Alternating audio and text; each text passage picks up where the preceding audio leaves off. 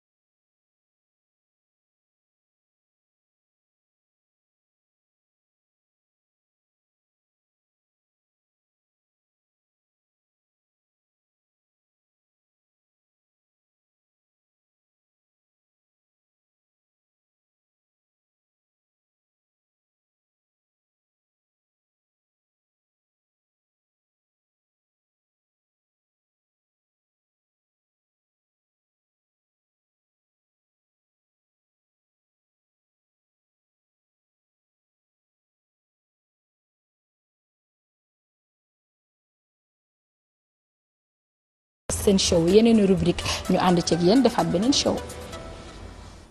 Intimax, une Aquadiapo, Bon Café ak Al Rehab Sénégal ñoo leen doon may seen émission seen show.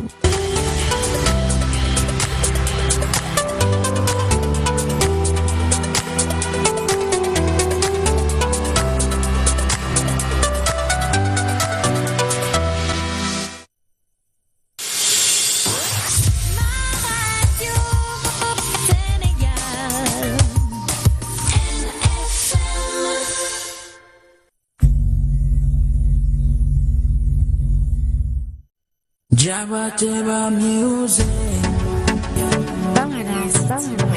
Yeah.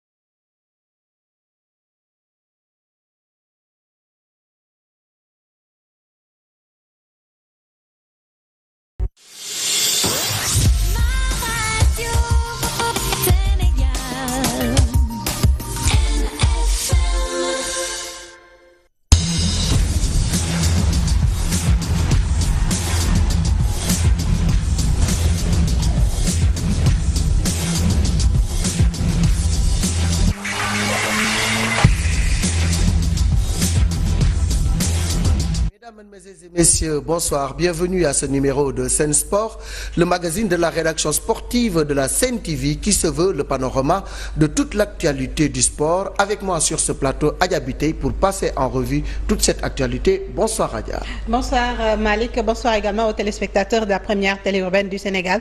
Donc c'est reparti pour un nouveau numéro de Sen Sport. Alors au menu ce soir, nous allons revenir sur la décision de la commission de discipline de la Ligue sénégalaise de football professionnel. Nous allons également lancer le compte à rebours de l'Assemblée générale de la Fédération sénégalaise de football. Nous allons également parler des compétitions, notamment la rencontre amicale disputée par les Lions locaux. Nous allons également parler du Challenge Trophy que la capitale sénégalaise a accueilli du 1er au 6 août. Nous allons également revenir largement sur l'Assemblée générale de l'Association nationale de la presse sportive. Nous allons également parler des arts martiaux, mais également de l'attraction de l'info sportive. Il s'agit de Bolt qui est recalé à la 3e place lors qui porte désormais le numéro 10 du Paris Saint-Germain. Et voilà donc l'actualité est bouclée au Sénégal, en Afrique et dans le monde. Avec nous sur ce plateau, Monsieur Djibril Wade, président de NGB, par ailleurs vice-président de la Ligue sénégalaise de football professionnel. Président, bonsoir et bienvenue dans nos nouveaux locaux et sur le plateau de Sen TV. Bonsoir Malik, bonsoir Adja, bonsoir aux téléspectateurs de Sen TV et félicitations au directeur général de Sen TV et à l'ensemble du personnel pour cet accueil chaleureux dans vos nouveaux locaux, des locaux splendides. Et ce qu'on souhaite, c'est que ces locaux-là puissent amener d'autres locaux. Amin, merci président pour ces et Amin pour ces prières. En tout cas, le boss, le président directeur général Bougane Gueye Dany a beaucoup investi pour mettre ses agents dans les conditions optimales de travail et la balle est maintenant dans notre camp pour être performant et puis vraiment lui rendre la monnaie de la pièce. Alors, le prétexte justement pour l'invitation du vice-président de la Ligue sénégalaise de football professionnel, Adja l'a dit tantôt, c'est le verdict qui est tombé. La commission n'a pas été tendre, 7 ans, 10 millions d'amendes et puis une rétrogradation en division inférieure régionale. Donc je pense que les gens attendaient cette sanction, mais la Ligue a pris le temps nécessaire pour statuer et donner ce verdict. D'aucuns jugent que c'est lourd, d'autres disent que c'est mérité. Votre commentaire par rapport à ce qui s'est passé? Oui, bon, mon commentaire c'est un peu difficile quand même en tant que premier vice-président de la Ligue sénégalaise de football professionnel. Si tant est, on sait que cette ligue-là a choisi une commission indépendante composée de juristes, de magistrats, de personnes qui fréquentent le football depuis un certain temps. Nous avons confié un rôle. Il appartient de nous juger, de juger nos actes, nous, les actes de nos joueurs, de nos dirigeants, de nos sportifs et de nos supporters. Ça a été difficile quand même, aussi difficile pour les Mbourois qui ont perdu 8 personnes. Aussi difficile pour les Wakamois, parce que quand même des dirigeants qui ont investi, qui ont beaucoup investi dans ce football-là, qui se trouvent devant une situation comme ça, c'est difficile pour eux. Et ça aussi, en tant que président d'un club, un club aussi populaire que Wakam, et nous avons eu à traverser ces moments-là, mais il n'y avait pas de mort. Donc aujourd'hui, je ressens ce que aujourd'hui le président de Wakam est en train de vivre, ça va être extrêmement difficile. Mais ce que Salou Sam est en train de vivre aussi est plus difficile. Que l'on soit du côté de Mbour comme du côté de Wakam, la situation est extrêmement difficile. Une commission a tranché, le verdict il est sorti, la procédure suit son cours, Wakam a la possibilité de faire appel. Je pense qu'aujourd'hui, c'est là où on peut s'en tenir. Donc, on laisse le temps aux juges du sport de faire leur boulot. La décision n'a pas été facile à prendre, mais il fallait trancher à ce banza sur des rapports produits par des officiels qui ont été désignés par la Ligue sénégalaise de football professionnel. C'est les organisateurs du match, c'est les délégués de match, c'est les arbitres, c'est les policiers. C'est ce qui ont eu à suivre ce match-là. Bon, la commission aussi a eu à faire ses propres investigations. À eux, bon, ils sont indépendants. Je pense qu'ils ont pris le temps qu'il faut. Et je pense que quand même le temps n'a pas été trop long. Le temps n'a pas été court, le temps n'a pas été aussi trop long. Et je pense que le verdict est sorti. C'est un verdict sportif et ça aussi, je pense qu'il faut l'accepter. Il fallait également prendre des mesures. N'est-ce pas une sanction trop lourde? Bon, je ne peux pas juger, je ne peux pas quantifier, c'est pas mon travail aujourd'hui quand même. 7 ans quand même pour un club qui a eu un peu des paysans qui ont investi. C'est dur. Quel que soit Alpha. Bon, même si c'était 3 ans, la rétrogradation était quand même un peu inévitable. Je pense que c'est ça. Parce que quand même si on te suspend 2 ans, tu ne peux pas rester en Ligue professionnel. Revenu directement en Ligue. Voilà, on te regarde c'est automatique. En National 2, en National 3. Bon, il appartient quand même aux juges du sport de décider. Mais quand même, quand on est du côté de Ouakam, c'est un peu lourd, quand même, parce que quand même, surtout quand on est un président comme Aziz, comme moi, comme les autres, les clubs-là, ça repose sur certaines personnes qui ont eu à investir beaucoup d'argent. Aujourd'hui, ils ont beaucoup perdu. Mais aussi, autant ils ont perdu, autant aussi, Mbour, le stade de Mbour a perdu des hommes. Ouais. C'est des humains. Leurs parents ne les retrouveront plus. La Ligue a perdu son image, la Ligue a aussi beaucoup perdu. Aujourd'hui, pour rattraper ce retard-là, ça va être extrêmement difficile. Bon, pour dire en résumé, tout le monde a perdu dans cette affaire-là. Personne ne gagne. Mais il fallait prendre une décision, il fallait sévir pour que plus jamais ceci ne se reproduise. Parce que quand même, les faits sont assez graves. 9 morts, 300 blessés, c'est quand même assez lourd. Effectivement, prendre une décision, essayer de rebondir de bon pied, essayer de prendre l'exemple de l'Angleterre, de faire en sorte que ces choses-là ne se reproduisent plus, que tous les Sénégalais soient fair-play. Et nous avons l'habitude de le dire, on n'est pas sportif, mais on le devient.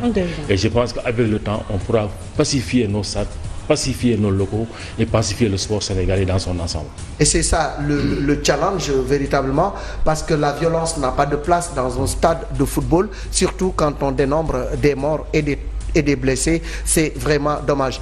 Lourd pour Ouakam, on compatit, pour Mbour également, qui a perdu ses fils et qui a eu beaucoup de morts. Donc c'est vous dire que voilà, ainsi va la vie. Il fallait sévir, il fallait situer les responsabilités et prendre des décisions. La sanction sportive est tombée, mais il y a également la sanction judiciaire qui est en cours. On ne peut pas parler d'un dossier en suspens devant la justice, mais Dame Justice est en train de faire son travail. Il y a des arrestations et des interpellations. Vous avez été auditionné au niveau de la Ligue. Beaucoup de gens ont été auditionnés. Ça veut dire que la justice également est en train de faire son travail. Nous avons été auditionnés, le président de la Ligue, le premier vice-président de la Ligue, le président de la commission des finances, le trésorier, non pas le trésorier, le directeur sportif de la Ligue, certains membres qui ont eu à travailler au niveau des guichets et même Modou Niass qui assure la garde de la tribune d'honneur.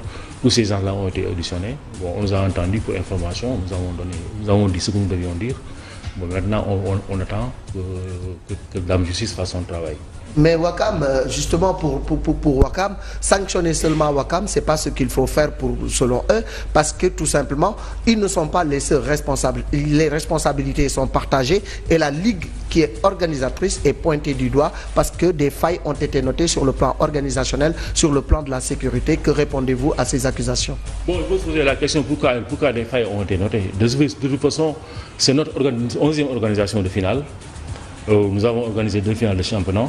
Aller-retour contre Niary Tally contre Jaraaf, et je crois que ça aussi c'est des mastodontes du football. Niary Tally, avec sa popularité, le Jaraaf c'était plein. Casa Sport a eu à jouer contre le Jaraaf en coupe de la Ligue. On a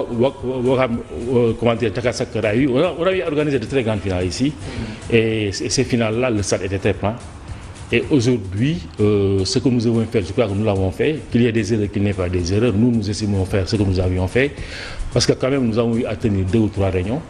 Nous avions tenu une réunion le lundi avec les clubs, les présidents de clubs, et nous avons délimité une zone rouge, ce qui a été fait, les clubs l'ont entendu. Le lundi suivant, on a eu à convoquer les présidents de clubs, les présidents de supporters, les capitaines des clubs, pour leur dire le dispositif qui a été arrêté, et ils ont accepté et ils ont adhéré. Après, on a eu à tenir une réunion technique le jour de match. La première réunion du jeudi, c'est moi qui l'ai présidée. La deuxième réunion, je n'étais pas là-bas. Je crois que c'était le jour où se tenait l'Assemblée générale de la Ligue régionale de Dakar. Je n'étais pas là-bas. La réunion technique aussi, je ne l'ai pas présidée. Bon, ce qui s'est passé, on avait respecté la ligne rouge. Tout était bien. On a eu à innover, à éviter les troupes de Ouakam, des troupes folkloriques de Mbour pour animer et égayer les gens, montrer aux supporters que ça, c'est un jeu. Et c'était une fête aussi. Et nous avons parlé avec les 2 présidents qui étaient tous habillés en blanc. Et je crois que ça aussi c'était symbolique.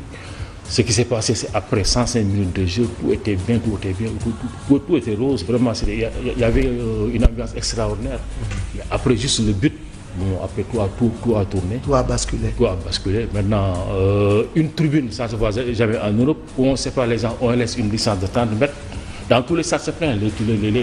Les supporters sont là, même dans la lutte. C'est des choses qui ne se passent pas comme ça. Donc aujourd'hui, ce qui est fait est fait. Il y en a qui ont franchi cette ligne-là qui ne devait pas être franchie. Et je me rappelle, lors de l'ouverture du stade de l'Amitié, les Chinois qui l'avaient construit, je crois que c'était vers les années 85-86. Il n'y avait pas de barrière, les petites barrières là. Ouais. Les Chinois l'avaient fait comme ça. On nous avait dit qu'il faut qu'on mette les barrières pour que les gens ne puissent pas sauter.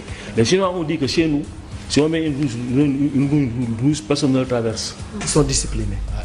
Et voilà donc. Et puis donc Adja, du côté de Ouakam, vraiment on n'est pas d'accord sur la décision qui a été prise par la commission de discipline et le président est monté au créneau.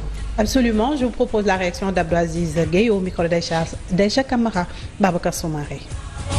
On compte interjeter appel par rapport à cette décision que nous trouvons extrêmement disproportionnée et injuste. Parce que les gens qui ont pris cette décision, nous on se demande s'ils sont habilités à la prendre dans la mesure où c'est un démembrement de la Ligue qui est fortement indexé. Donc aujourd'hui, c'est la Ligue en fait, par un de ses démembrements, notamment la commission de discipline, qui nous a infligé cette sanction.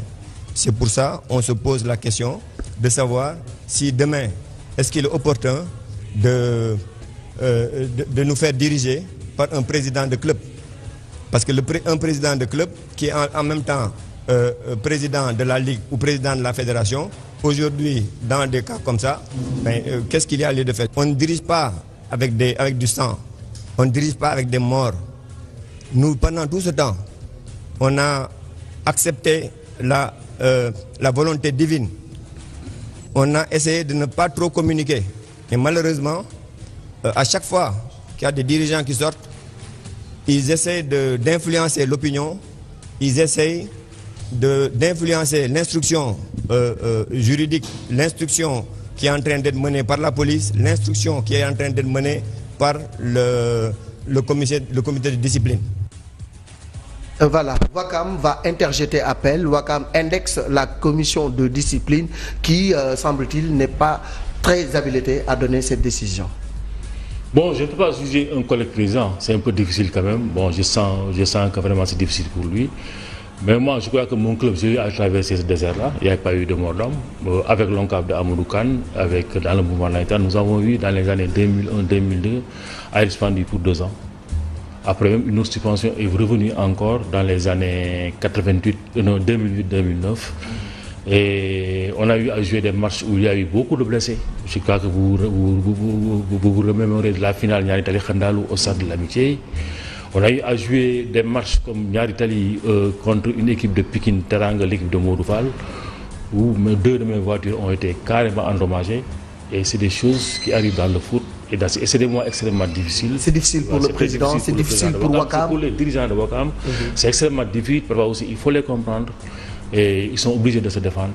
Et je crois que ça aussi... Bon, mais vous les comprenez quand même, président, c'est-à-dire sanctionner une partie et laisser l'autre quand même, parce qu'il faut le reconnaître. C'est vous qui avez organisé, c'est la Ligue professionnelle qui a organisé. Et puis à la tête également, il y a la fédération. Déjà, on reproche son absence au président Maître Augustin Senghor. Donc, il y a eu des failles. Ouais, pourquoi sanctionner l'USO et puis laisser les autres, surtout la Ligue professionnelle? Certains même réclament la tête de CRSEC, mais également la tête de Maître Augustin Senghor. Oui, mais je pense qu'aujourd'hui, le président Augustin Senghor va démissionner dans quelques jours. Le jour de l'Assemblée générale, il démissionnera. Et il appartient maintenant... Est-ce qu'il ne pouvait pas poser cette acte bien avant? Moi, je ne pense pas quand même qu'il y ait des incidents que le président Augustin ne puisse démissionner. De toute façon, la démission, elle est personnelle, elle est individuelle. Je ne peux pas préjuger de ça. Mais quand même, Augustin, son absence et son truc, ça c'est autre chose. Ça n'a rien à voir avec ces incidents-là. Maintenant, on peut le noter pour dire que c'est normal, c'est pas normal. Lui, je pense qu'il s'en est expliqué hier dans une chaîne de télévision. Il s'en est expliqué auprès de ses collègues, présidents de club. Bon, maintenant, chacun a une idée sur cette affaire-là. Mais quand même, ça n'a rien à voir avec ces histoires-là de mort et quand même de supporters qui se battent. Et votre faute, vous, à votre niveau, au niveau de la Ligue sénégalaise, nous ne pouvons pas nous juger. Nous ne pouvons pas nous juger. Qui va vous juger? Écoutez, nous estimons... Et va vous sanctionner. Alors que cette commission est au sein même de votre entité. Vous avez... La commission a des procédures. comment dire, le football a ses procédures, la fédération a ses propres procédures. Aujourd'hui, si on n'est pas content de ce que la Ligue a fait, on peut saisir la Fédération sénégalaise de football. Et sinon, on n'a qu'à saisir le ministère ou bien le CNOS, etc. Jusqu'au tribunal. Il y a des juridictions, voilà. Il y a des juridictions internes au niveau du football et je crois qu'on peut saisir ces juridictions. Il y a un tribunal arbitral. Il y a quand même une commission de discipline, etc. Si aujourd'hui, que ce soit Mbour, que ce soit Ouakam, que ce soit Niayes Tally, on n'est pas content dans une situation, on peut saisir quand même les organes juridictionnels qui sont internes au football. Et c'est ce que Ouakam va faire. Ouakam va interjeter appel, Ouakam va se défendre, Ouakam qui crie à l'injustice. Et puis du côté de Mbour, on avait réclamé justice et il semble qu'ils sont quand même satisfaits de ce qui a été fait. La réaction du président du stade de Mbour, Serigne Saliou Samb, qui s'entretient avec Papa Dieye, la junior. La commission ne peut pas aller au-delà de ce que le texte prédise ou bien stipule. Et nous sommes très contents de remarquer que la sentence a été appliquée dans sa plus grande rigueur. Et ça, ce qui était important pour nous, c'est le président Macky Sall. C'était aussi du dossier et comme il a dit, justice sera rendue, le procureur est en train de travailler, la police nous a déjà auditionné et que sur ce, je rappelle seulement que le stade de mouvement seulement que justice soit rendue, à la mesure de ce qui s'est passé et qu'on puisse dire plus jamais cela. C'est parce qu'au-delà du stade de Mbour, ça doit servir le Sénégal et toute l'Afrique. Donc nous devons dépasser ces genres d'affrosité qui hantent notre football et surtout notre société. Nous sommes désolés encore de constater qu'au XXIe siècle, qu'on puisse s'adonner à des actes aussi barbares.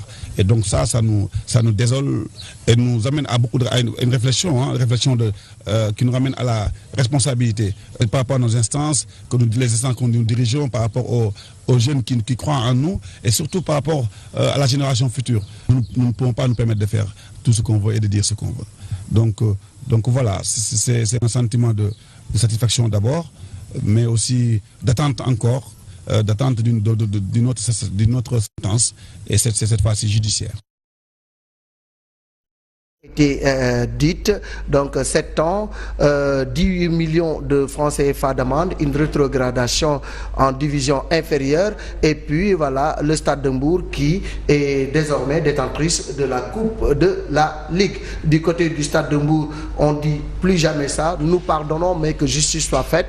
La sanction sportive est tombée, mais ils attendent que la justice également fasse son travail. Rappelez également que 8 supporters du club Lébou ont été appréhendés hier. Voilà, donc Dame Justice est en train de dérouler sa stratégie. On va parler maintenant, Aya, de ces échéances à venir. L'AG de la Fédération sénégalaise de football qui aiguise bien des appétits. 3 candidats. Le président Augustin Senghor, candidat à sa propre succession.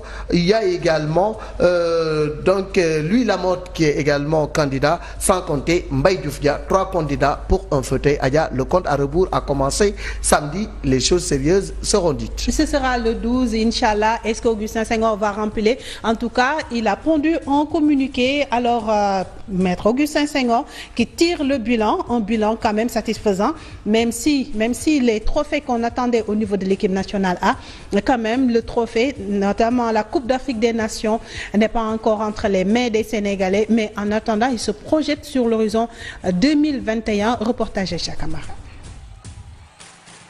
Élu une première fois en 2009, puis en 2013, Maître Augustin Senghor se projette vers l'horizon 2021 pour parachever le travail accompli jusque-là. Il est important, si nous voulons développer ce football-là, de rester tamponnés sur nos objectifs à moyen et long terme, plutôt que de se fixer sur des objectifs qui seraient des objectifs ponctuels, événementiels, comme malheureusement ça a toujours été le cas. La victoire en football et en sport en général se construit sur la durée et justement c'est sur cette base-là que nous avons travaillé depuis lors et nous pouvons constater que les pas qui ont été franchis nous permettent aujourd'hui d'entrevoir la possibilité, notamment pour notre équipe A, qui ne l'a pas encore fait, de gagner enfin en Afrique et pourquoi pas de retourner en Coupe du Monde. Des présidents aux entraîneurs, des acteurs différents qui sont appelés à une implication pour booster la discipline. Dialoguer, de communiquer avec les acteurs du football et avec les Sénégalais sur l'état de notre football, faire un état des lieux, dégager des perspectives et aussi définir un programme. C'est important sur les 4 prochaines années de se fixer un programme qui nous permettra sur différents plans d'obtenir tous les objectifs. Le président sortant de la Fédération sénégalaise de football, Maître Augustin Senghor, compte beaucoup sur ce dernier mandat olympique pour terminer ses chantiers. Voilà, le président Augustin Senghor qui veut rempiler pour terminer ses chantiers. 8 ans déjà à la tête de la Fédération sénégalaise de football. Donc on dise 8 ans, c'est suffisant. D'autres pensent que c'est pas suffisant. On peut lui laisser le temps de terminer son chantier. En tout cas, il sera candidat à sa propre succession. Votre commentaire sur la candidature d'Augustin? On lui déroule le tapis rouge d'ici 2021.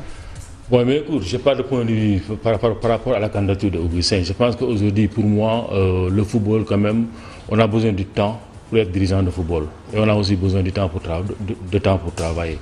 Autant dans un terrain de football, on a besoin de jeunes, autant on a besoin d'expérimenter quand même comme dirigeant de football. Je crois que ça aussi, donc je crois qu'il est libre et les textes lui permettent d'être candidat à sa propre succession. Mais est-ce que mais trois mandats quand même c'est trop, ça frise même si c'était en démocratie quand même, on l'aurait pas accepté. 3 mandats, n'est-ce pas le mandat de trop quand même. Surtout on a noté qu'il y a eu, c'est vrai, il y a eu des acquis comme il l'a mentionné, mais il y a énormément de manquements parce qu'on attendait peut-être le football sénégalais pas à ce niveau. Oui, mais il faut savoir quand même que quand même on prenait ce football-là, juste après le CNF, le football était complètement à terre. Maintenant, qu'on le veuille ou non, il y a eu des avancées. Quand même, mais Augustin a eu la chance quand même de tomber sur des dirigeants quand même compréhensifs qui l'ont entouré. Ils n'ont posé aucun problème pendant 8 ans. Et je pense aussi ces gens-là aussi ont travaillé au niveau de leur club. Parce que les gens aussi ont travaillé au niveau de leur club. Et ils ont quand même très bien travaillé au niveau de leur club. Maintenant, 8 ans, on a eu quand même à relever ce football-là, ça il faut le reconnaître. Et c'est des choses quand même que nous partageons ensemble avec Augustin.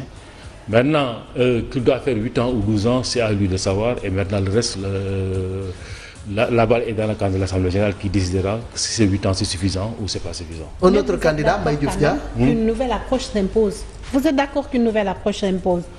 Normalement, oui.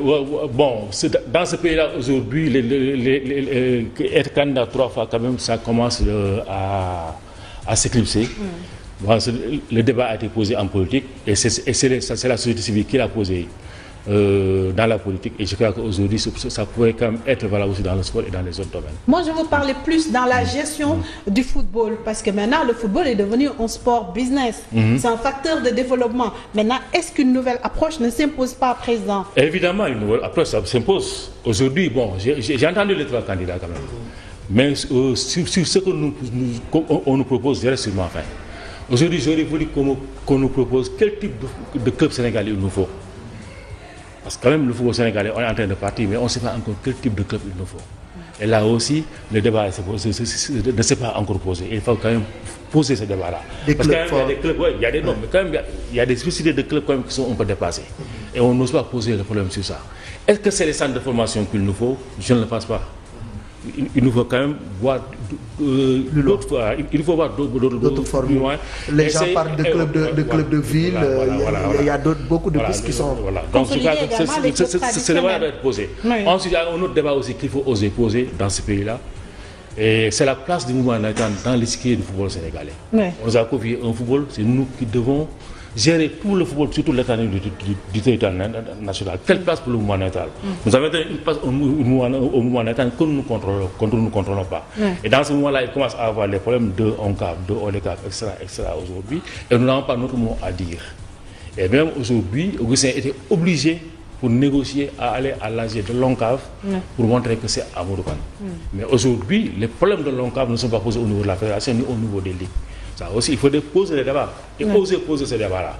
Quelle place pour le mouvement national dans ce football sénégalais? Est-il dans la fédération ou en dehors de la fédération. Nous allons revenir sur tout cela avec la réaction du sport sénégalais. Et sur la page Facebook donc de Sen TV, voilà l'homme qu'il faut pour régler le football sénégalais, Soukeyna Sey Ndiaye. Donc c'est l'avis d'un des internautes. Vous pouvez toujours poster pour qu'on puisse commenter en même temps cette actualité sportive. Alors Adja, on le disait tantôt, Mbaye Diouf Dia, également responsable de la petite catégorie, qui a fait beaucoup de résultats à ce niveau-là, pose sa candidature. Alors il a ses ambitions lui également. Il était à Sédhiou en campagne, alors notre correspondant sur place l'a approché. Il est revenu sur le programme qu'il propose aux acteurs du football sénégalais.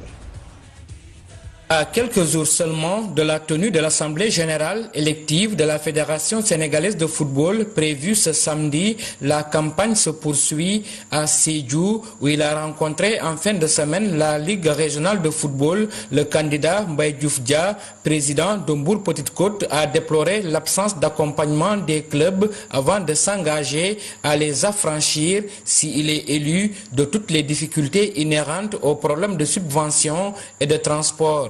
Subvention de transport, remboursement de transport. Nous constatons ce phénomène, les subventions n'arrivent plus, le remboursement de transport n'est pas effectif. Donné à un club de Sédhiou une subvention de 250 000 francs pour un match qu'il doit disputer à Dakar, dont le transport est estimé à 500 000 francs CFA.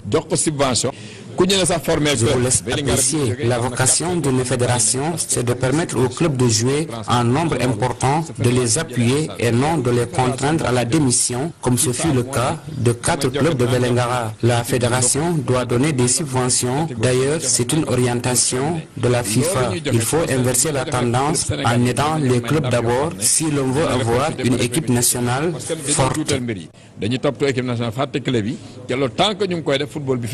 On y va, il est temps maintenant que nous inversions tendance. Mandat Bignudum, c'est le mandat des clubs. Le chargé des petites catégories à la Fédération sénégalaise de football a réaffirmé son engagement à mettre les clubs et la petite catégorie au cœur de ses préoccupations par l'utilisation efficiente des fonds alloués par la FIFA à cet effet. Oui, sur un mandat, ça nous suffit largement. Et maintenant, qui devra continuer cette œuvre-là? Mais je crois qu'aujourd'hui, nous avons assez fait pour les équipes nationales. Et il est temps maintenant que le football retourne aux gens qui ont le droit. Et ces clubs, que l'argent qui vient de la FIFA ne doit pas servir à installer des centres de développement technique ou à financer des équipes nationales. Ça, c'est les attributions qui reviennent à l'État du Sénégal. L'État du Sénégal prendra en charge les équipes nationales. Et moi, particulièrement, je m'occuperai de la petite catégorie et des clubs seulement. En sus de la limitation des mandats à 2 pour éviter toute fossilisation, Mbaye Diouf Dia, qui envisage d'importantes réformes, prévoit s'il est élu de suspendre l'activité de la direction technique nationale pour passer à une commission technique qui mettra en place une nouvelle organisation de notre football. A signaler qu'il fera face à lui la mode ce samedi 12 et à Maître Augustin Senghor à la tête de la fédération depuis 2009 et qui brigue un nouveau mandat.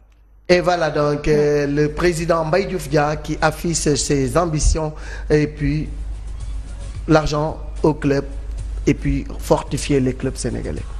loolu moom dafa ne d'accord naa ci ak moom. waaw parce que ci mandat yi yëpp yi gën a penché wu mooy équipe nationale A. dama yaakaar ne équipe nationale A mooy li gën a yomb gérer ci àddina parce que lu pare la ba pare da ngay bàyyi mu déroulé rek. mais dooleel club yi. waaw mais dooleel club yi dafa ne loolu mooy football bi. bu ñu waxee football loolu moo tax ñuy wax loolu moo tax ñuy football mooy li ma waxoon. mooy li nga waxoon sànq. mooy li ma waxoon sànq. et je pense que tey bu fekkee ne am na président bu mën a réussir ci loolu la war a réussir et débat aussi foofu la ñu ko war a accès parce que football bi fii. quel club mënuñu nekk fii di football rek pour étranger mel ni ñun bëgg ñu seetaan loo xam ne baax na bu samedi dimanche jotee ñoo xool championnat Europe championnat Côte d'Ivoire championnat fin championnat te ñun suñu championnat bi ñoo ko mën a dooleel. mais mënuñu aussi li ñu am yëpp. yóbbu ko ci ñoo xam ne am nañu ba pare mu mel ni dañuy yokk jàll. Mais président, et les centres d'excellence mentionnés par Maître Augustin Senghor, on l'a vu, vraiment le centre technique Jules-François Bocandé en ce moment, où l'équipe nationale locale est en regroupement. Donc c'est un acquis où également le beach soccer, d'autres également disciplines, d'autres démembrements du football sont pris en compte là-bas. Alors, et les centres d'excellence, parce que Maître Augustin Senghor également a insisté sur cela, l'érection d'infrastructures. Non, on est d'accord sur ça. Si aujourd'hui on peut avoir un centre d'excellence dans chaque région, ou bien sur 2 régions on est un centre d'excellence, je pense que ça va être une excellente chose.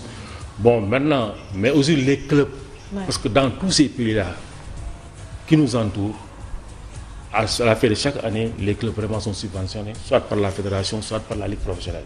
Et il faut aider à la ligue professionnelle à avoir de l'argent. Aujourd'hui, par exemple, un sponsor Orange, en signant avec la fédération, on devait inclure la Ligue sénégalaise de football professionnel et même pousser Orange à augmenter sa subvention au niveau des clubs. Au niveau des clubs. Et je crois qu'aujourd'hui, il faut signer avec l'équipe nationale. On doit poser une condition, sinon quand même, de signer avec la Ligue professionnelle d'abord. Et par rapport maintenant à plutôt au soutien de la FIFA, mais également de la CAF. On l'a noté maintenant, désormais plusieurs millions va revenir au président. Bon, je ne sais pas encore cette somme d'argent-là. Je ne l'ai pas encore estimé. En comité directeur, on ne sait pas encore c'est combien. De toute façon, il y a de l'argent comptant qui va venir. Mais je crois qu'aujourd'hui, ce qu'il faut faire aujourd'hui, c'est quand même pousser les clubs à aller de l'avant. Et je crois que c'est ce qui est important. Comme au niveau amateur, comme au niveau professionnel. Mais surtout le football professionnel, quand même, il faut booster ce football-là pour aller de l'avant. Parce que nous, les présidents, quand même, on est un peu fatigués. Un autre candidat, Louis Lamotte, qui a eu à présider aux destinées du football, justement, qui revient également pour poser sa candidature. Louis Lamotte avec Aïcha Camara. De faire de sorte que les ressources que génère le football, notamment avec les concours CAF, FIFA, équipementiers et annonceurs, qu'il puisse y avoir une meilleure répartition de ces ressources-là. Deuxièmement, il faudrait forcément que la démarche sponsoring de la fédération ne soit plus une démarche exclusive à l'équipe nationale. Troisième voie, nous devons initier partout, et dès maintenant, ce que j'appelle le marketing au niveau club.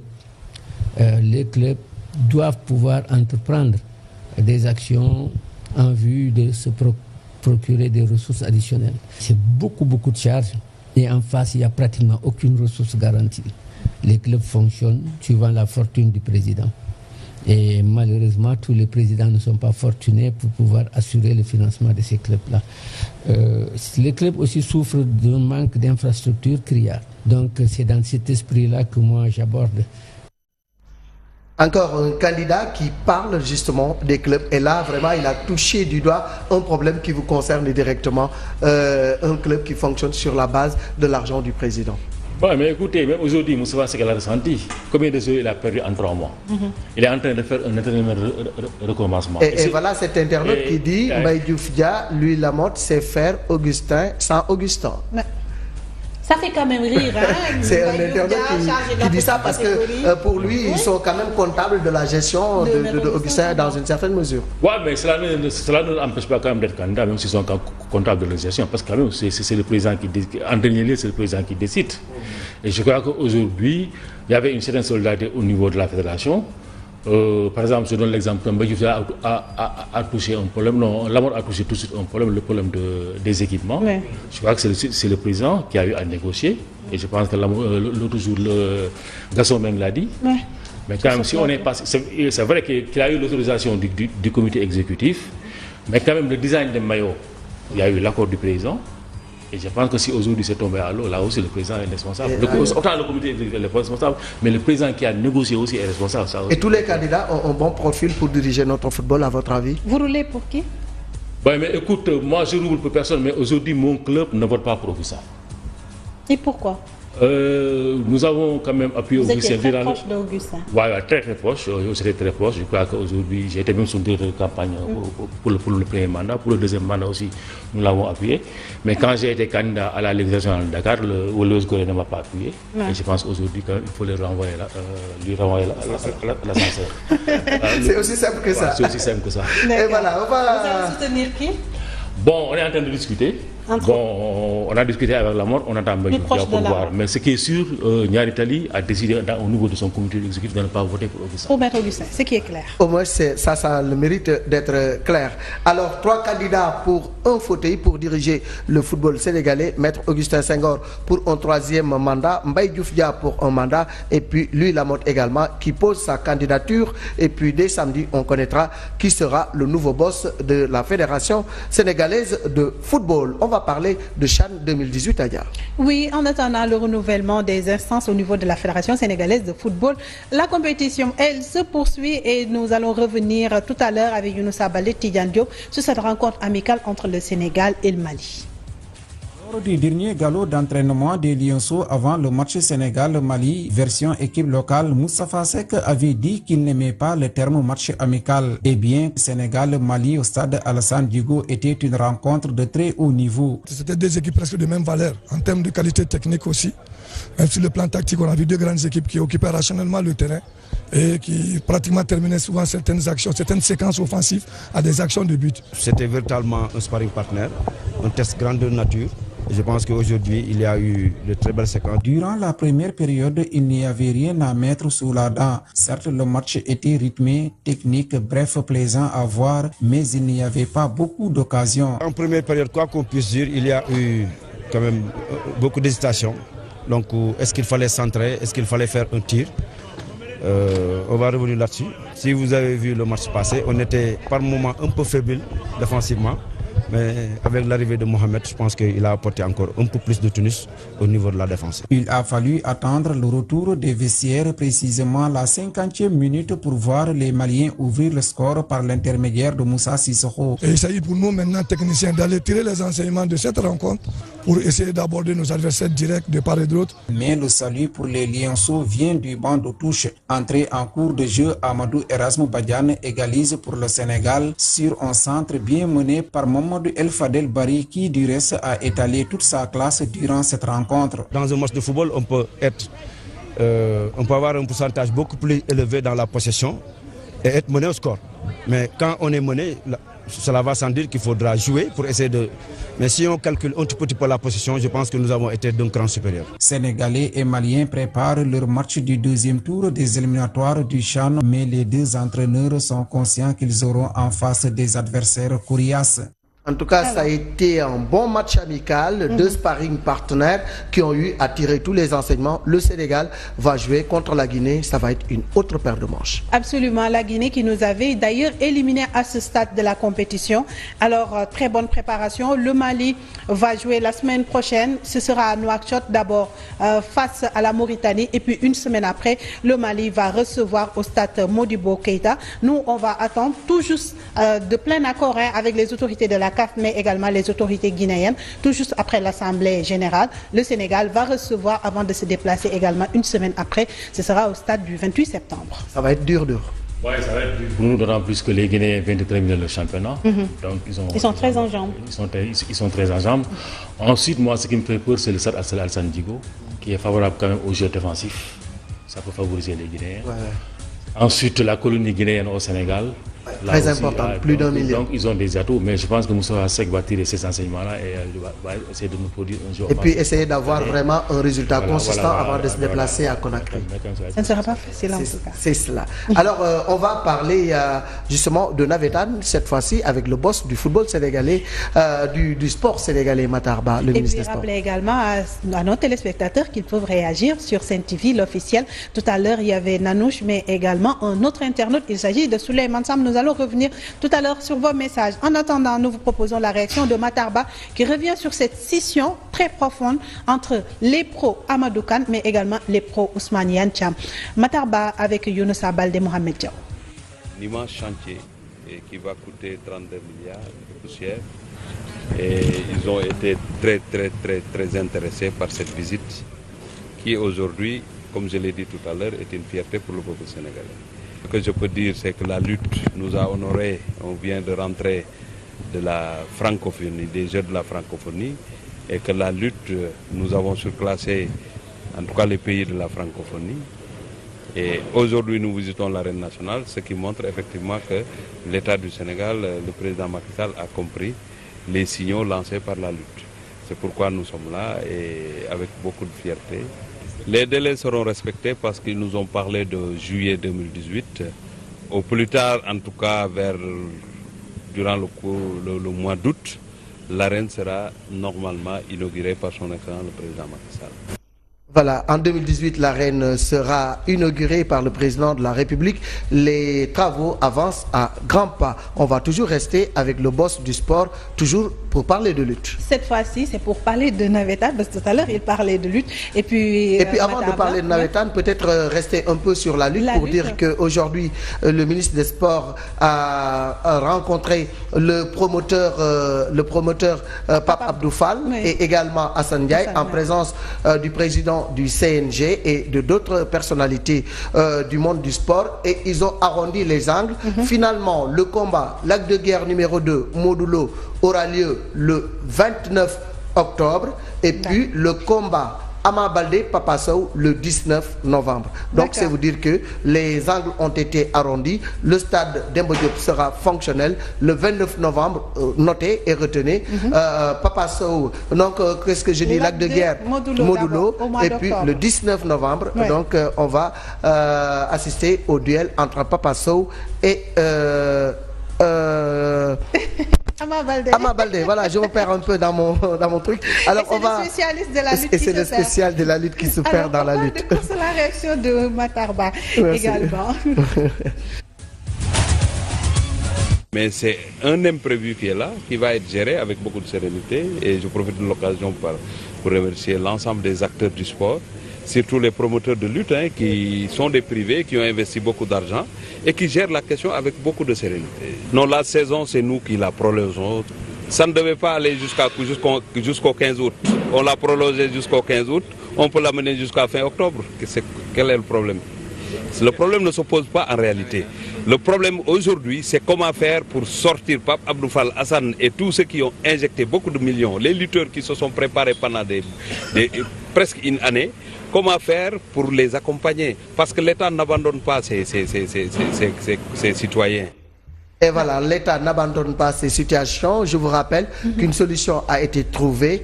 Lac de Guerre Modulo le 29 octobre, le 19 novembre, Ama Baldé, Papa Sow. Donc voilà, aux amateurs de lutte, les dates sont calées et claires maintenant. On va parler de Challenge Trophy, cette fois-ci c'est de handball.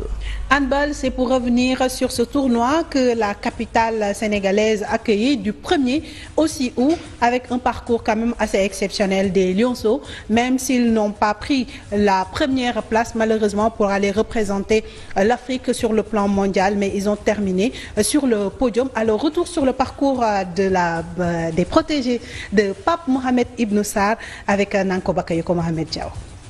Le Sénégal, pays hôte, avait raté son entrée en lice au Challenge Trophy continental de la Fédération internationale de handball. Les U20 s'inclinent devant la République démocratique du Congo 23-20 chez les garçons. C'était mardi dernier au stadium Amadou Barry de Guédiawaye.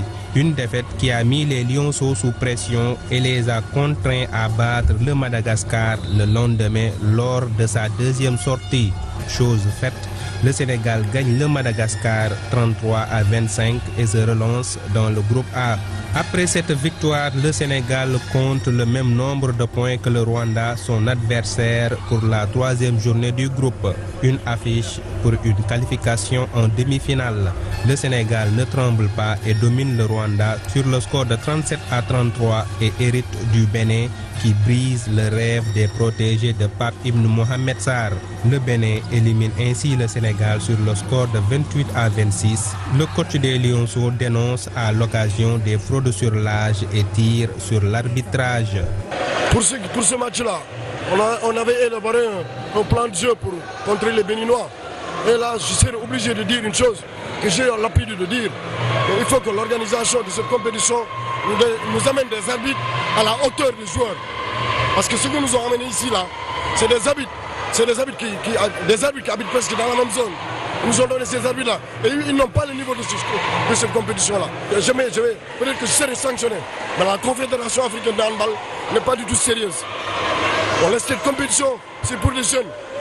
Il y a des gens qui trichent, on le sait, tout le monde le sait. Mais personne ne réagit. C'est une fraude organisée. Je sais, moi je le dis. Et nous savons bien que, comme le Bénin, la RDC, comme d'autres pays, ils n'ont pas amené des jeunes.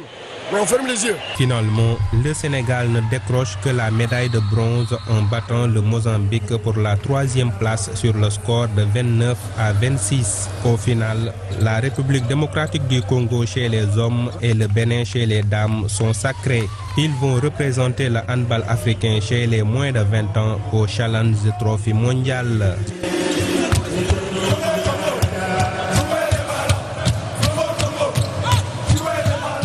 Congo et Bénin, donc, qui vont représenter l'Afrique au Challenge Trophy mondial. Le Sénégal 3e, quand même, on est monté sur le podium. Et puis la réaction toujours de Pape Ibn Mohamed Sarr qui revient toujours sur cette fraude parce que voilà, c'était vraiment flagrant. Des seniors qu'on a rétrogradés et qui jouent junior, ce qui est quand même dommage pour le développement du handball africain. Pape Ibn Sarr toujours avec Nanko Bakayoko Mohamed Diaw. C'était notre vœu de gagner la médaille d'or. Je félicite tout le monde, les joueurs, l'encadrement, mes collègues entraîneurs et de même que toute la fédération sénégalaise de handball qui n'ont ménagé aucun effort pour nous mettre dans de bonnes conditions pour qu'on puisse atteindre l'objectif. Néanmoins, on ne peut pas cracher sur la médaille de bronze vu le contexte et vu nos prestations. Donc on a manqué peu de chance pour atteindre l'objectif, mais pour ce match-ci, on s'est fait beaucoup plus peur que d'habitude. Franchement, à un moment, le match était trop compliqué pour nous. Mais heureusement, les jeunes ont su réagir comme il le fallait pour éviter les mêmes erreurs du premier match et de la demi-finale. Quel bilan tirez-vous de ce challenge? En sortie de la compétition, c'est vrai, l'objectif c'était d'avoir la médaille d'or. Puisqu'on a la médaille de bronze, c'est vrai qu'il y a un sentiment de déception, mais néanmoins, au-delà de ce sentiment-là, je suis un peu satisfait en général des jeunes qui sont bien battus. Mais on a manqué beaucoup de chance, mais il faudra tirer les enseignements par rapport aux futures échéances qui se profilent en 2018. Parce que bon nombre d'effectifs, environ 70% de l'effectif va passer en catégorie supérieure. Donc c'est dans notre travail qu'on doit faire au niveau de tous les clubs du Sénégal pour pouvoir former notre groupe en si peu de temps en quelque sorte. Et voilà le sempiternel problème de la fraude sur l'âge en Afrique.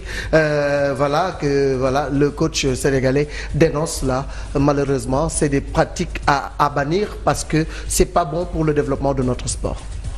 Oui, ça pose un problème de l'état civil en Afrique. Tant que ce n'est pas informatisé, on aura toujours ces mêmes problèmes-là. Parce qu'aujourd'hui, quand on sort avec une maîtrise en droit ou en truc à l'âge de 30 ans pour entrer dans la fonction publique, avoir plus de 30 ans, les gens ont tendance à diminuer leur âge et pour pouvoir rentrer dans la fonction publique. Et ce n'est pas seulement dans le football et dans le sport, hein. C'était un peu partout dans ce pays-là. Mais aujourd'hui, quand même, le Sénégal a fait des progrès en informatisant certains états civils. Et je crois que d'ici 10 ans, ce phénomène-là va disparaître. Et puis, Adia, on va progresser pour parler de l'AG, de l'Association nationale de la presse sportive, qui a un nouveau patron. Il s'agit d'Abdoulaye Thiam, mais avant cela, toutes nos félicitations au président Seydou Diouf, mais également à la Fédération sénégalaise de handball pour l'organisation. C'était pas évident.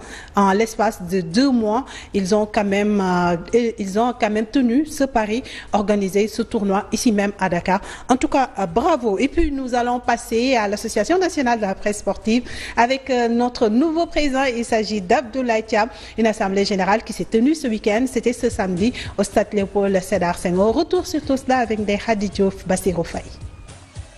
Excite Mamadou Koumé, l'Association nationale de la presse sportive change de président. Il y avait au départ 2 candidats, mais finalement nous avons travaillé pour aboutir à un consensus et trouver un seul candidat. C'est pourquoi les travaux aujourd'hui ont été empreints de solennité. Abdoulaye Thiam va présider désormais aux destinées de cette structure. En guise de l'ex, celui qui a eu à diriger l'ANPS donne quelques conseils à son cadet. La sortie est belle. Je souhaite à celui qui a pris le relais, à celui à qui j'ai passé le témoin, de conserver les acquis, mais aussi d'apporter sa touche personnelle. Conscient de la mission qui l'attend à la tête de cette structure mise sur pied depuis 1970, le rédacteur en chef du journal Sud Quotidien veut axer son mandat sur plusieurs points. Je ferai tout ce qu'il y a de mon possible, mon équipe et moi, pour qu'on aille voir l'ambassade des États-Unis, pour qu'on voie British Consul, pour qu'on aille voir le ministère des Sports, pour qu'on dégage un budget conséquent, pour qu'on puisse au moins former quelques journalistes dans cette langue-là. Si dans mon magistère c'est possible, tant mieux. Sinon, nous allons poser cet acte-là, c'est la coopérative d'habitat. Un chantier immense pour Abdoulaye Thiam qui a déjà posé les jalons en marge de son élection en élargissant le nombre de membres du comité directeur qui passe de 21 à 25 avec une plus forte présence des femmes. À côté, un comité de sages a été mis sur pied pour accompagner leurs jeunes confrères dans cette noble mission. Je voudrais que les femmes occupent une place prépondérante dans ce que nous faisons. C'est pourquoi j'ai décidé que cette femme puisse figurer dans le comité directeur. Autant d'actes qui augurent des lendemains meilleurs pour la presse sportive sénégalaise, comme on le dit en pulaar, ta langue maternelle, Yoala Wallouma. Bonne chance donc à Abdoulaye Thiam qui préside désormais aux destinées de l'ANPS et puis toutes nos félicitations au président Koumé qui a abattu un travail remarquable et puis l'idéal, comme il l'a dit, c'est de conserver les acquis mais également d'essayer d'apporter une touche novatrice. Absolument. Alors, Abdoulaye Thiam qui a déjà posé des jalons, comme l'a mentionné tout à l'heure Ndeye Khady Diouf, en élargissant. Et puis, on a noté également une forte présence des femmes, des reporters. Nous sommes reporters comme les hommes. Alors, on mérite également notre place au sein de ce comité exécutif. Abdoulaye Thiam l'a compris. Il a intégré et Sokhna Fall Kane, félicitations. Notre consoeur qui est ici avec nous à la Sen TV. Il y a également les Fatima Silla, mais également Koumba Dia, désormais, qui est la présidente de la commission féminine au sein de l'ANPS.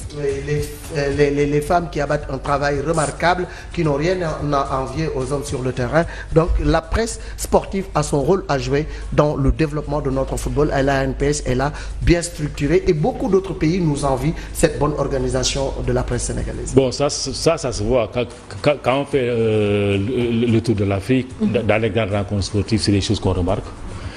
Bon, nos félicitations à Abdoulaye Thiam et remerciements à Koumé. Mais ce qui est bizarre dans cette affaire-là, au niveau de la presse, aujourd'hui, dans les autres structures, vous voulez des élections, vous récusez le consensus, mais aujourd'hui, vous avez un consensus. C'est pour alimenter vos sujets comme pour les autres. Le consensus est bon pour vous et n'est pas bon pour les autres.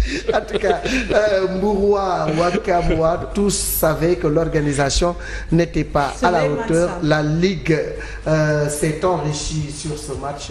Souleymane Samb qui lance. Une petite réponse. La Ligue n'est pas s'enrichir sur un match de football, que ça soit une finale ou non. D'abord avec des billets à 1000 francs. Je crois que nous avons fait une recette c'était moins de 10 millions de francs. Et sur les 10 millions de francs que nous avons, je dis moins de 10 millions de francs, les 100% étaient allés au club et la Ligue a pris 40%. Et les dépenses de la Ligue dépassaient largement les 40%. Il y a des soupçons de trafic de billets qui ont été émis ça et là. Écoute, depuis, je crois que moi je suis dans l'organisation quand même depuis un certain nombre d'années. J'ai eu à faire des remarques, mais cette fois-ci, et je crois que depuis Djaraf contre Casasport en Coupe de la Ligue, il y a eu des soupçons de trafic de billets. Et c'est à ce moment-là que moi j'avais demandé quand même de ne plus organiser des finales de Ligue. Parce que quand même, j'ai été un peu ciblé, parce que j'avais la présidence de cette organisation-là. J'avais demandé aux gens quand même de marquer, parce que ces choses-là... Et je crois que c'était moi, c'était Konaté, c'était Malick Thiam. Depuis toutes ces finales-là, pratiquement, nous, on n'était pas en vue. Mais pour cette finale-là, pour le dire, depuis que Ousmane Diané Sarr a pris cette affaire-là avec Chamsdine, quand même, les choses sont, je crois que les choses sont passées très normalement. Et j'ai eu l'expérience de ça. J'ai eu à être président de zone de Nathan, etc. En général, la tribune de découverte, quand elle est pleine, c'est la moitié qui paye. D'accord.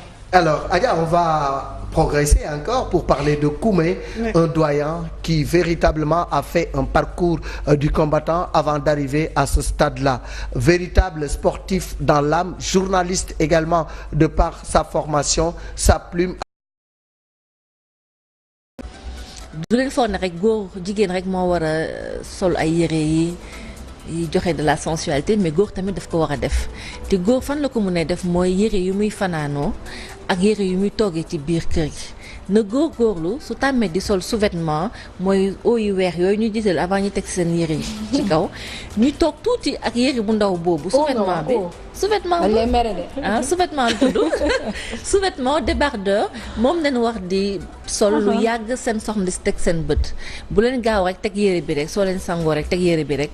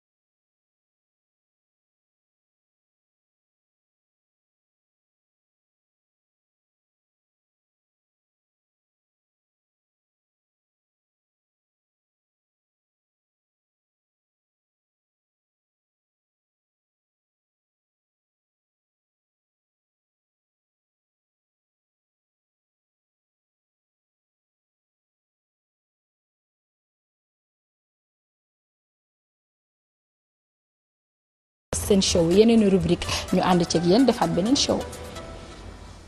Antimax, une Aquadiapo, Bon Café ak Al Rehab Sénégal ñoo leen doon may seen émission seen show.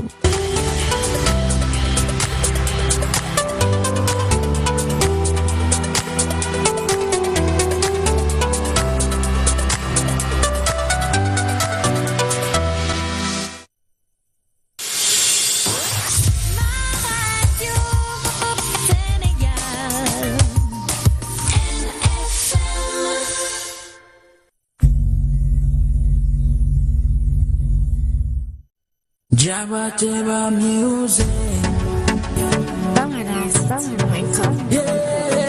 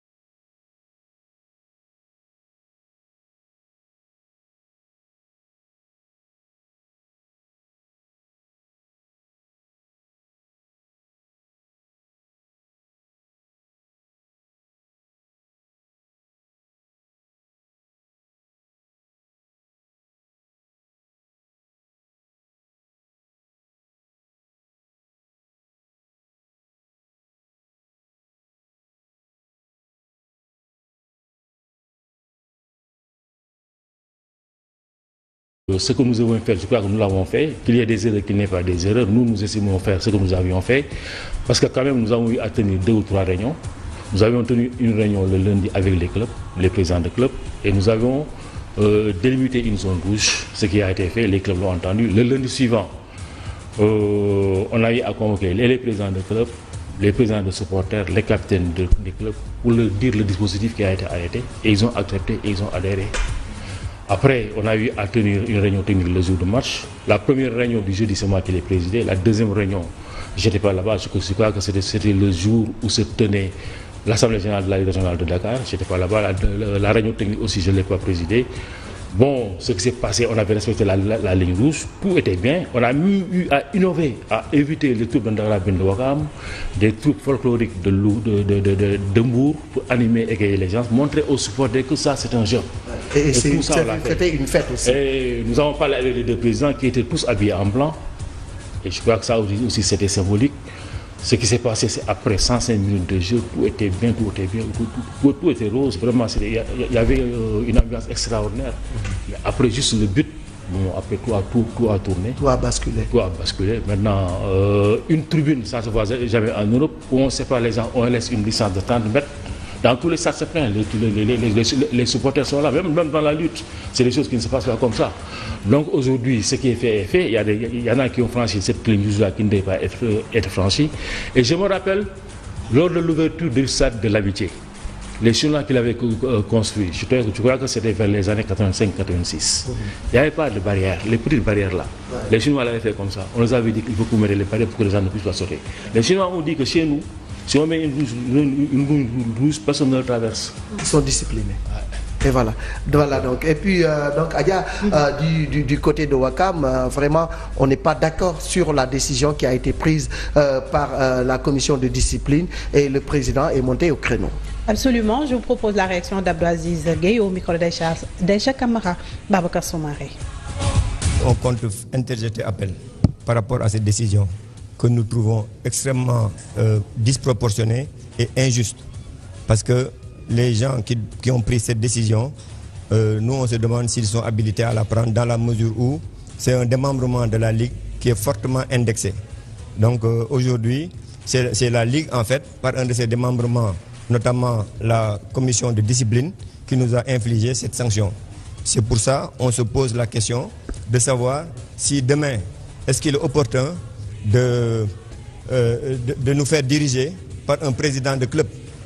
Parce que un président de club qui est en même temps président de la Ligue ou président de la fédération, aujourd'hui, dans des cas comme ça, qu'est-ce qu'il y a lieu de faire? On ne dirige pas avec du sang, on ne dirige pas avec des morts.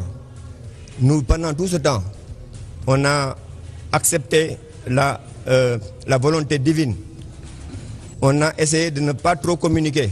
Et malheureusement, à chaque fois qu'il y a des dirigeants qui sortent, ils essayent d'influencer l'opinion, ils essayent d'influencer l'instruction juridique, l'instruction qui est en train d'être menée par la police, l'instruction qui est en train d'être menée par le comité de discipline. Voilà, Wakam va interjeter appel, Wakam indexe la commission de discipline qui, semble-t-il, n'est pas très habilité à donner cette décision. Bon, je ne peux pas juger un collègue président, c'est un peu difficile quand même. Bon, je sens que vraiment c'est difficile pour lui. Mais moi, je crois que mon club, j'ai eu à traverser ce désert-là. Il n'y a pas eu de mort d'homme. Avec l'ONCAV de Amadou Kane, dans le mouvement Naïta, nous avons eu dans les années 2001-2002 à être suspendu pour 2 ans. Après même, une autre suspension est revenue encore dans les années 2008-2009. Et on a eu à jouer des matchs où il y a eu beaucoup de blessés. Je crois que vous remémorez de la finale Niaritali Khandalou au stade de l'Amitié. On a eu à jouer des matchs comme Niaritali contre une équipe de Pikine Teranga, l'équipe de Mouroufal, où 2 de mes voitures ont été carrément endommagées. Et c'est des choses qui arrivent dans le foot. Et c'est des mois extrêmement difficiles. C'est difficile pour le président, c'est difficile pour Wakam. Pour les dirigeants de Wakam, c'est extrêmement difficile. Parfois aussi, il faut les comprendre. Et ils sont obligés de se défendre. Et je crois que ça aussi, bon... Mais vous les comprenez quand même, Président, c'est-à-dire sanctionner une partie et laisser l'autre quand même, parce qu'il faut le reconnaître. C'est vous qui avez organisé, c'est la Ligue professionnelle qui a organisé, et puis à la tête également, il y a la Fédération. Déjà, on reproche son absence au président Maître Augustin Senghor, donc il y a eu des failles. Ouais, pourquoi sanctionner l'USO et puis laisser les autres, surtout la Ligue professionnelle? Certains même réclament la tête de CRSEC, mais également la tête de Maître Augustin Senghor. Oui, mais je pense qu'aujourd'hui, le président Augustin Senghor va démissionner dans quelques jours.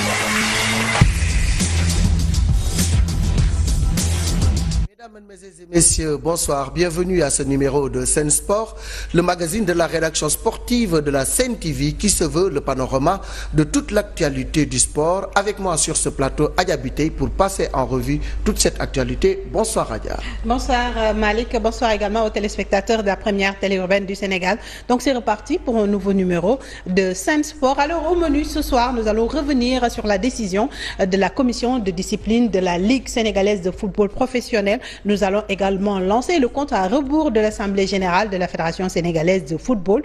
Nous allons également parler des compétitions, notamment la rencontre amicale disputée par les Lions locaux. Nous allons également parler du Challenge Trophy que la capitale sénégalaise a créé du 1er au 6 août. Nous allons également revenir largement sur l'Assemblée générale de l'Association nationale de la presse sportive. Nous allons également parler des arts martiaux, mais également de l'attraction de l'info sportive. Il s'agit de Bolt qui est recalé à la 3e place lors qui porte désormais le numéro 10 du Paris Saint-Germain. Et voilà donc l'actualité est bouclée au Sénégal, en Afrique et dans le monde. Avec nous sur ce plateau, Monsieur Djibril Wade, président de NGB, par ailleurs vice-président de la Ligue sénégalaise de football professionnel.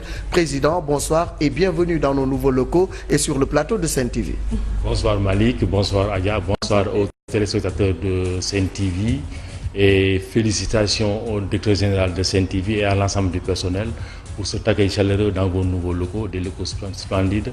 Et ce qu'on souhaite, c'est que ces locaux-là puissent amener d'autres locaux. Amine, merci Président pour ces et Amine pour ces prières. En tout cas, le boss, le président directeur général Bougane Gueye Dany a beaucoup investi pour mettre ses agents dans les conditions optimales de travail et la balle est maintenant dans notre camp pour être performant et puis vraiment lui rendre la monnaie de la pièce. Alors, le prétexte justement pour l'invitation du vice-président de la Ligue sénégalaise de football professionnel, Adja l'a dit tantôt, c'est le verdict qui est tombé. La commission n'a pas été tendre 7 ans, 10 millions d'amendes et puis une rétrogradation en division inférieure régionale. Donc je pense que les gens attendaient cette sanction, mais la Ligue a pris le temps nécessaire pour statuer et donner ce verdict. D'aucuns jugent que c'est lourd, d'autres disent que c'est mérité. Votre commentaire par rapport à ce qui s'est passé? Oui, bon, mon commentaire c'est un peu difficile quand même en tant que premier vice-président de la Ligue sénégalaise de football professionnel. Si tant est, on sait que cette ligue-là a choisi une commission indépendante composée de juristes, de magistrats, de personnes qui fréquentent le football depuis un certain temps. Nous avons confié un rôle. Il appartient de nous juger, de juger nos actes, nous, les actes de nos joueurs, de nos dirigeants, de nos sportifs et de nos supporters. Ça a été difficile quand même, aussi difficile pour les Mbourois qui ont perdu 8 personnes, aussi difficile pour les Wakamois parce que quand même, le jour de l'Assemblée générale, il démissionnera. Et il appartient maintenant au... Est-ce qu'il ne pouvait pas poser cette acte bien avant? Moi, je ne pense pas quand même qu'il y ait des incidents que le président a démissionné. De toute façon, la démission, elle est personnelle, elle est individuelle. Je ne peux pas préjuger de ça. Mais quand même, Augustin, son absence et son truc, ça c'est autre chose. Ça n'a rien à voir avec ces incidents-là. Maintenant, on peut le noter pour dire que c'est normal, c'est pas normal. Lui, je pense qu'il s'en est expliqué hier dans une chaîne de télévision. Il s'en est expliqué auprès de ses collègues, présidents de club. Bon, maintenant, chacun a une idée sur cette affaire-là. Mais quand même, ça n'a rien à voir avec ces histoires-là de mort et quand même de supporters qui se battent. Et votre faute, vous, à votre niveau, au niveau de la Ligue sénégalaise, nous ne pouvons pas nous juger. Nous ne pouvons pas nous juger. Qui va vous juger? Écoutez, nous estimons... Et va vous sanctionner. Écoutez, alors que cette commission est au sein même de votre entité. Vous avez... la commission a des procédures. Comment dire, le football a ses procédures. La fédération a ses propres procédures. Aujourd'hui, si on n'est pas content de ce que la Ligue a fait, on peut saisir la Fédération sénégalaise de football. Et sinon, on a qu'à saisir le ministère ou bien le CNOS, etc. Jusqu'au tribunal. Il y a des juridictions, voilà. Il y a des juridictions internes au niveau du football et je crois qu'on peut saisir ces juridictions. Il y a un tribunal arbitral, il y a quand même une commission de discipline, etc. Si aujourd'hui, que ce soit Mour, que ce soit Wakam, que ce soit Niaïtali, on n'est pas content dans une situation, on peut saisir quand même les organes juridictionnels qui sont internes au football. Et c'est ce que Wakam va faire. Wakam va interjeter appel, Wakam va se défendre, Wakam qui crie à l'injustice. Et puis du côté de Mour, on avait réclamé justice et il semble qu'ils sont quand même satisfaits de ce qui a été fait. La réaction du président du Stade de Mbour, Serigne Saliou Samb, qui s'entretient avec Papoye, la junior. La commission ne peut pas aller au-delà de ce que le texte prédise ou bien stipule. Et nous sommes très contents d'avoir de remarquer que la sentence a été appliquée dans sa plus grande rigueur. Et ça, ce qui était important pour nous, c'est le président Macky Sall, c'était aussi du dossier. Et comme il a dit, justice sera rendue. Le procureur est en train de travailler. La police nous a déjà auditionné. Et que sur ce, je rappelle seulement que le Stade de Mbour demande seulement que justice soit rendue. Justice soit rendue à la mesure de ce qui s'est passé et qu'on puisse dire plus jamais cela. C'est parce qu'au-delà du Stade de Mbour, ça doit servir le Sénégal et toute l'Afrique. Donc nous devons dépasser ces genres d'affrosité qui hantent notre football et surtout notre société. Nous sommes désolés encore de constater qu'au XXIe siècle, qu'on puisse s'adonner à des actes aussi barbares. Et donc ça nous désole et nous amène à une réflexion, qui nous ramène à la responsabilité par rapport à nos instances, les instances que nous dirigeons, par rapport aux jeunes qui croient en nous et surtout par rapport à la génération future. Nous ne pouvons pas nous permettre de faire tout ce qu'on veut et de dire ce qu'on veut. Donc voilà, c'est un sentiment de satisfaction d'abord, mais aussi d'attente encore, d'attente d'une autre sentence, et cette fois-ci judiciaire. Été dite, donc 7 ans, 18 millions de francs CFA d'amende, une rétrogradation en division inférieure, et puis voilà le Stade de Mbour qui est désormais détentrice de la Coupe de la Ligue. Du côté du Stade de Mbour, on dit plus jamais ça, nous pardonnons mais que justice soit faite. La sanction sportive est tombée, mais ils attendent que la justice également fasse son travail. Rappelez également que 8 supporters du club Lébou ont été appréhendés hier. Voilà, donc Dame Justice est en train de dérouler sa stratégie. On va parler maintenant, Adja, de ces échéances à venir. L'AG de la Fédération sénégalaise de football qui aiguise bien des appétits. 3 candidats. Le président Augustin Senghor, candidat à sa propre succession. Il y a également Louis Lamotte qui est également candidat, sans compter Mbaye Diouf Dia. 3 candidats pour un fauteuil. Adja, le compte à rebours a commencé samedi. Les choses sérieuses seront dites. Ce sera le 12, Inch'Allah. Est-ce qu'Augustin Senghor va remplir? En tout cas, il a pondu un communiqué. Alors, Maître Augustin Senghor qui tire le bilan, un bilan quand même satisfaisant, même si les trophées qu'on attendait au niveau de l'équipe nationale A, quand même le trophée, notamment la Coupe d'Afrique des Nations, n'est pas encore entre les mains des Sénégalais. Mais en attendant, il se projette sur l'horizon 2021. Reportage de Chakamara. Élu une première fois en 2009, puis en 2013, Maître Augustin Senghor se projette vers l'horizon 2021 pour parachever le travail accompli jusque-là. Il est important, si nous voulons développer ce football-là, de rester cramponnés sur nos objectifs à moyen et long terme plutôt que de se fixer sur des objectifs qui seraient des objectifs ponctuels, événementiels. Des dirigeants qui ont investi, qui ont beaucoup investi dans ce football-là, qui se trouvent devant une situation comme ça, c'est difficile pour eux. Et ça aussi, en tant que président d'un club, un club aussi populaire que Ouakam, et nous avons eu à traverser ces moments-là, mais il n'y avait pas de mort. Donc aujourd'hui, je ressens ce que aujourd'hui le président de Ouakam est en train de vivre. Ça va être extrêmement difficile, mais ce que Salou Sam est en train de vivre aussi est plus difficile. Que l'on soit du côté de Mbour comme du côté de Ouakam, la situation est extrêmement difficile. Une commission a tranché, le verdict il est sorti, la procédure suit son cours. Ouakam a la possibilité de faire appel. Je pense qu'aujourd'hui c'est là où on peut s'en tenir. Donc on laisse le temps aux juges du sport de faire leur boulot. La décision n'a pas été facile à prendre, mais il fallait trancher à ce banza sur des rapports produits par des officiels qui ont été désignés par la Ligue sénégalaise de football professionnel. C'est les organisateurs du match, c'est les délégués de match, c'est les arbitres, c'est les policiers. C'est ce qui ont eu à suivre ce match-là. Bon, la commission aussi a eu à faire ses propres investigations. À eux, bon, ils sont indépendants. Je pense qu'ils ont pris le temps qu'il faut. Et je pense que quand même le temps n'a pas été trop long. Le temps n'a pas été court, le temps n'a pas été aussi trop long. Et je pense que le verdict est sorti. C'est un verdict sportif et ça aussi, je pense qu'il faut l'accepter. Il fallait également prendre des mesures. N'est-ce pas une sanction trop lourde? Bon, je ne peux pas juger, je ne peux pas quantifier, c'est pas mon travail aujourd'hui quand même. 7 ans quand même pour un club qui a eu un peu des paysans qui ont investi. C'est dur. Quel que soit Alpha. Bon, même si c'était 3 ans, la rétrogradation était quand même un peu inévitable. Ouais. Je pense que c'est ça. Parce que quand même si on te suspend 2 ans, tu ne peux pas rester en ligue professionnelle. Revenu directement en ligue. Voilà, on te regarde en National 2, en National 3. Bon, il appartient quand même aux juges du sport de décider. Mais quand même, quand on est du côté de Ouakam, c'est un peu lourd, quand même, parce que quand même, surtout quand on est un président comme Aziz, comme moi, comme les autres, les clubs-là, ça repose sur certaines personnes qui ont eu à investir beaucoup d'argent. Aujourd'hui, ils ont beaucoup perdu. Mais aussi, autant ils ont perdu, autant aussi, Mbour, le stade de Mbour a perdu des hommes. Ouais. C'est des humains. Leurs parents ne les retrouveront plus. La Ligue a perdu son image, la Ligue a aussi beaucoup perdu. Aujourd'hui, pour rattraper ce retard-là, ça va être extrêmement difficile. Bon, pour dire en résumé, tout le monde a perdu dans cette affaire-là. Personne ne gagne.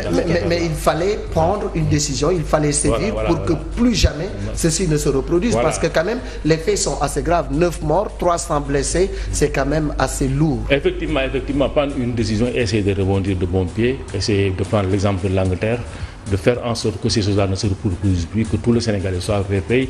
Et nous avons l'habitude de le dire, on n'est pas sportif, mais on le devient.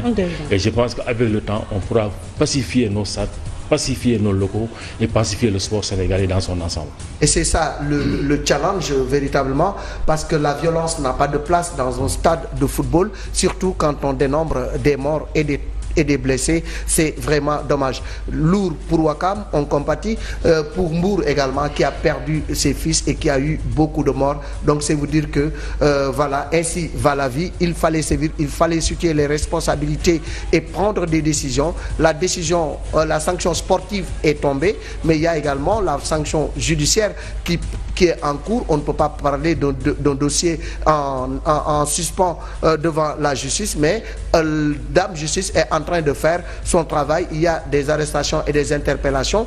Vous avez été auditionné au niveau de la Ligue. Beaucoup de gens ont été auditionnés. Ça veut dire que la justice également est en train de faire son travail. Nous avons été auditionnés, le président de la Ligue, le premier vice-président de la Ligue, le président de la commission des finances, le trésorier, non pas le trésorier, le directeur sportif de la Ligue, certains membres qui ont eu à travailler au niveau des guichets et même Modou Niass qui assure la garde de la tribune d'honneur. Tous ces gens-là ont été auditionnés. Bon, on nous a entendus pour information, nous avons dit ce que nous devions dire. Bon, maintenant, on attend que Dame Justice fasse son travail.